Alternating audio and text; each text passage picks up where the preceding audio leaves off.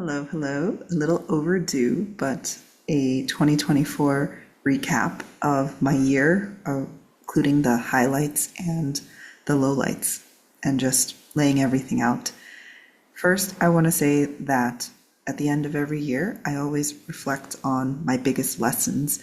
And it's always surprising because it doesn't feel like I'm learning so much in the moment until I look back on the entire year and I'm like, wait, and this happened and that happened and everything. What? That was so cool. How did so much happen? We weren't even aware of it.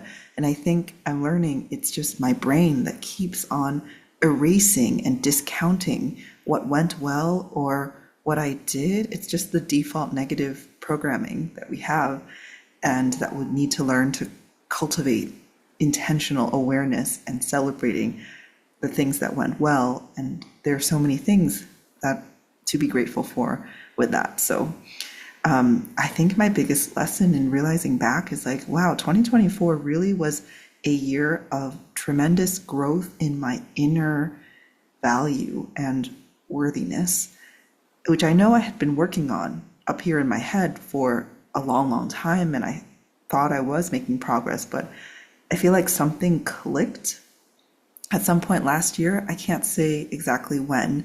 And I know all of this is a gradual process and accumulation of everything. But it really was just looking back. I was like, wow, it doesn't matter. I have value. It doesn't matter how I use it, how much money I make, how productive I am, how many people I help. It's just, I could see myself for perhaps the first time. It just seemed to be, growing up without with caregivers that didn't see me. And then it was really hard for me to have the mirror that I needed to really see and appreciate my own gifts and my own essence of my soul. And that was something that it takes a lot to painstakingly cultivate that for yourself.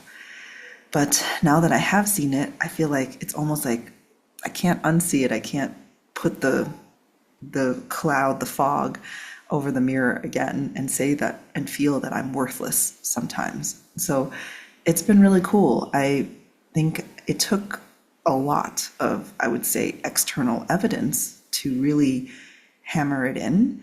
One of the things that really struck me was this year, in the last quarter, I tried out house sitting, which a friend had been pushing me to do for 2-3 years now.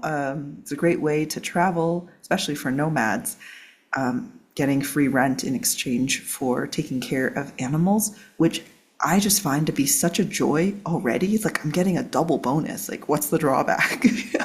I get, after being solo traveling for 5 years, it was so nice to spend my company with cats and dogs and these fur babies and to really not feel so alone in my dark moments. And I really saw in the one in California where there were 4 cats there, that 2 of them had suffered a lot with anxiety, especially with strangers. And for me, they opened up so quickly, and I was so touched that I seemed to almost heal their anxiety, because afterwards, when I had guests over, they were friendly with them too. And this was, the homeowners were shocked. They had said one of the cats, they picked her up from the streets and she didn't let them touch her at all for 6 years. And yet she let me touch her on day 3. And then she got so cuddly with me and they were like, we can't believe it. Why is she all over you? Like, it was just so cool. And I felt so blessed. I felt so like there was something here. I met one friend who does energy healing and Reiki work, and he was mentioning that he just does it unconsciously all the time with animals. And I saw how good he was with animals. And then that got me thinking, oh, maybe the animals can sense my loving energy and my loving touch. So I'm sitting with that. I've also met some people like platonic touch therapists that I'm just like, wow, and holistic body workers. There's something definitely that is transmitted through our touch, and especially for people who've had trauma or experiences where they really were lacking this sort of unconditional love outpouring for them, that maybe this can be really, really healing for them. And I know that I've experienced that. I've received that. And I feel like I'm just naturally giving of that. And maybe I always have been.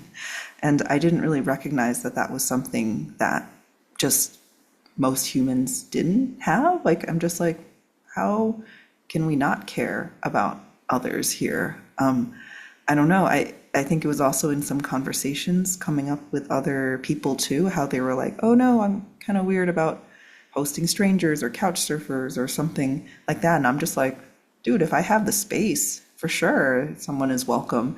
Or at least if it's a separate room, so I have somewhere to retreat if I need to totally be alone. But in general, I have found I'm very open and I treat every human with respect and almost like family. It's just kind of like I love people. I really do believe we're all connected. We are all each other. We all share energy, or we all want, like, we have so much more alike than we are different. We all want the same things at the end of the day: love and safety and joy, meaning, purpose. And so I just feel this connection with, all living beings, animals, plants. So I think just realizing that, and that my nurturing, loving energy is a gift, and that it is valuable, just really, really helped me this year. And so I also found I had a deepening of some friendships as well, to a newer level that I had never experienced before, in being able to calmly resolve conflicts and misunderstandings and even co-regulate with others. That was really eye-opening as well, being able to have a new depth of conversation, and also to not feel that makes there's something wrong with us. Are we too dependent? Are we too codependent, or anything like that? And I learned from my relationship coach certification that I finished in this past year, that we all need other people. We all have certain attachment needs for care and safety and comfort and soothing, no matter how old we are. It doesn't just magically go away when we become adults.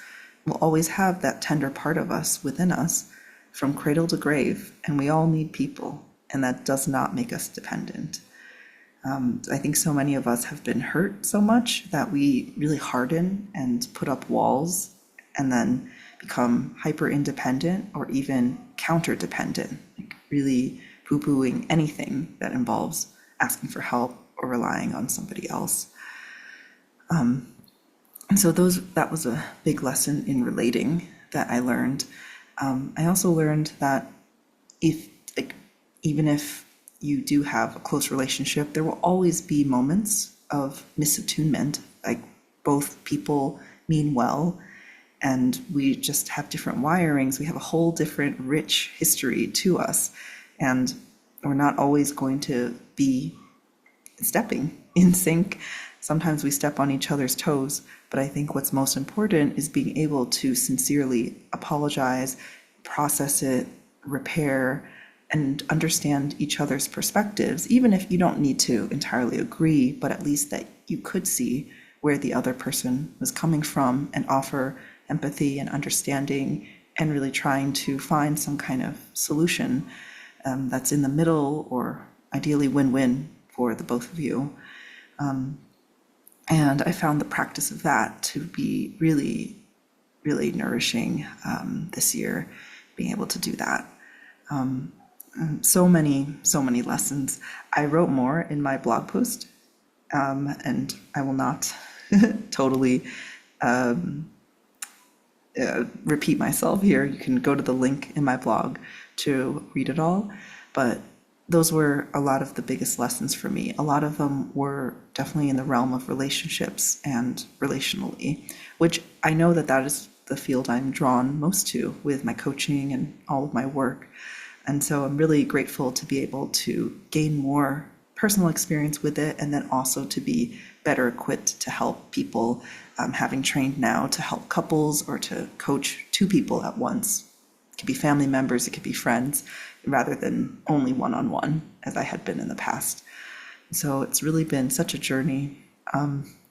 Real quick, let me go through some highlights and lowlights of 2024.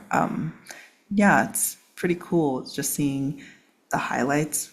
I finally published the book because it was Dragon Year, which is my birth year. And I just thought, this book has been in my heart for 5 years. I really, if any time is the best time to get it out, it is this year. So I sat myself down, forced myself to actually write it with the outline that I had before in just a month and posted it.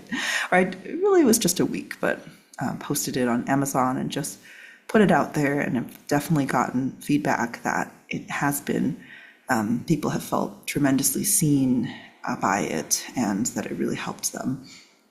This year, I also happened to take a cohort through my Tame the Tiger group program, with helping people detox and from the aftermath of having harsh, strict, or critical parents, such as Asian tiger parents, but not limited to.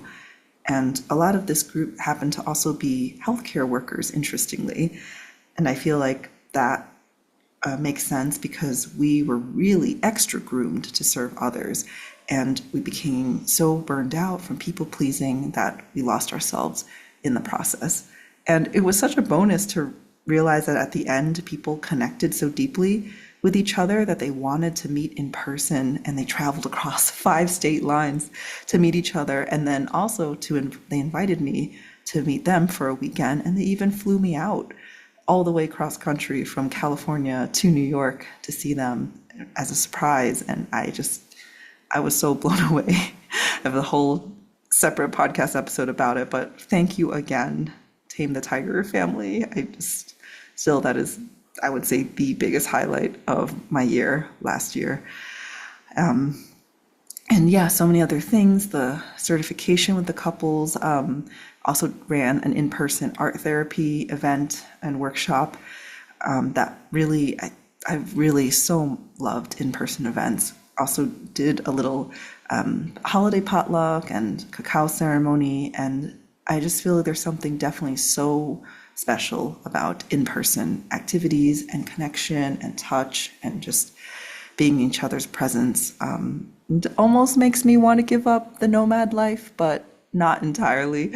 I think I am now definitely more open to a semi-nomadic lifestyle where I'd have a home base and a more steady in-person community. But I'm happy to continue my full nomad lifestyle as I have been doing, because I feel so nourished by the friendships that I have, that we're able to have the deep conversations all online, because they're scattered all over the world. And so that really was just so wonderful, the in-person activities. Also went to 2 in-person travel summits, business conferences, one in Taiwan and one in the US, and met other really amazing spiritual women, entrepreneurs, and men too, but so many female entrepreneurs I'd met and really bonded with and learned a lot from. And I really leaned into my collaborative nature and realizing that I thrive most in community. The solopreneur life has been really hard on me. And so I am taking extra steps to be in community, whether it's body doubling with other people. I'm actually right now in my first Nomads co-living all the way in Nepal with 20 other amazing, inspiring people. And I hope to continue to build my nomadic or semi-nomadic community.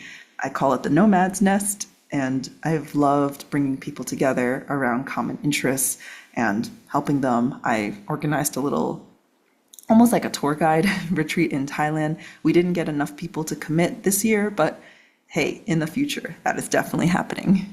And then also making a little conscious relationships directory. I had done a matchmaking event before, and I just really love having all these ideas and carrying out my mission of just bringing people closer together and more lovingly with each other, and really helping them deepen that and helping them have healthy and fulfilling and thriving relationships. Other things that happened, I did a lot of coaching this year with just even the one-off slots for the Rise Professional Asian Network community and also for Asian Wander Women. And I'm so grateful that they were all booked out, and for the events and the time that they were offering them. And that was also really, really amazing. And I also tried delegating and hired a marketer this year too. I've taken so many new risks and ventures, and it was a lot of learning. Not everything worked out, but I definitely learned. I also have continued my podcast, not perfectly, have not posted every week as I originally intended, but I knew that felt like a lot of pressure anyway, so at least once a month was great. Also did a bunch of speaking gigs. My favorite one was, well, there were two, one for an NGO in Thailand for helping especially the girls getting an education and helping them lower the rates of teen pregnancies. And so I gave a presentation on consent, boundaries, healthy relationships, and mental health. And I also gave another talk on mental health to Brown University's engineering department. And that also was incredibly fulfilling. I also went back and saw my grandmother in China. It's been since pre-pandemic, and it was a good experience. Though again, still the same story with facing my family and having them understand what I'm doing. That's different, so different from the norm or their expectations, but really still being able to spend time together and find mutual understanding in that way was also really healing. Those were just some of the highlights. There were a couple other ones in my blog post. You can find the links below in this episode, but let me quickly talk about some lowlights. I wrote about them in a private email newsletter to my newsletter mailing list if you'd like to join. Also, the link is below, but I would say the biggest lowlight that I remember was when I almost drowned in the ocean in Bali. And in a random rip current, I was just going for a quick swim before meeting some people, and it just was completely unexpected. And I feel like the hardest part was the thoughts that came up regarding that experience. I still am not sure if I want to share it all publicly, so please just join my email list and I can send you that email that I had shared with the private list if you'd like to hear more. Other lowlights had not one but two heartbreaks this year, which I guess is good that I was finding I was able to open my heart up again to people. And I suppose it's good that we find out rather quickly if we're compatible or not, but still it haven't had two before in a year, and that also shook me. And I found that I pretty much regressed a little in my attachment style because I thought I had learned to become secure, but then there was still an anxious part of me, almost a regression to going back to the anxious ambivalent attachment style I had had before. And I remember looking at myself and feeling so ungrounded and graspy and panicky and just wondering what is happening here. Definitely wasn't proud of myself for those few weeks, but I'm glad that I did catch myself and I was able to calm myself and step away from that. And there were a lot of other moments too where I just was feeling frustrated that at least externally business hasn't become steady yet, or to the point where I feel like I could be fully proud of it or making my family proud, which I'm learning to let go of, that as long as I'm proud of it, it is good enough.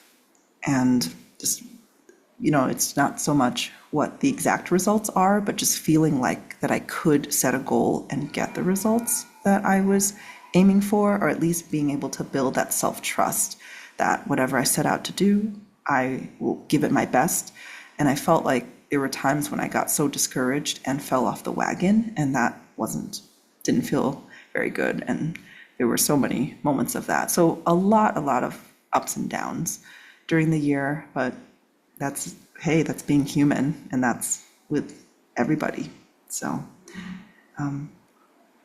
in short, that was a bit of the highlights and lowlights. Certainly, there's more in the blog post if you are interested in reading and checking it out. If you'd ever like to just chat with me in person, come to one of my events if you'd like, or you can book a one-on-one chat if we've never chatted before or met before. I am always happy to share stories and our experiences, and point you to any resources that I feel like might be helpful to you, or just to make a new connection. So I'll leave all the links below, and this is a little out of order, but I'm now here in Nepal, and I'll be here in Asia for the next at least several months, nomading again. So if our paths might cross in person, reach out and let me know. All right, have a great one, and I will talk to you next week.